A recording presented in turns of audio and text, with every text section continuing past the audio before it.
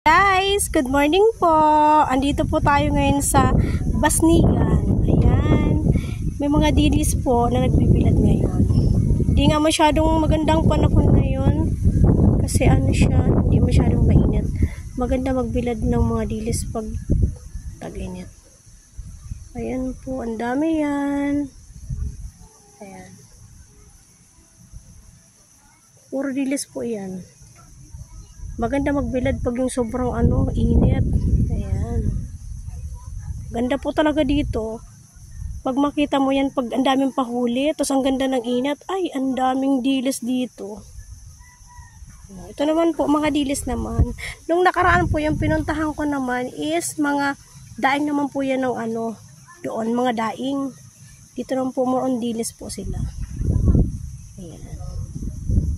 Dilis, ayan.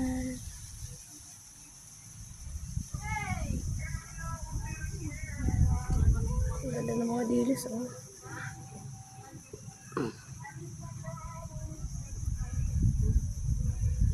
Pag ganyan, punong-puno. Iyan ang mga dilis.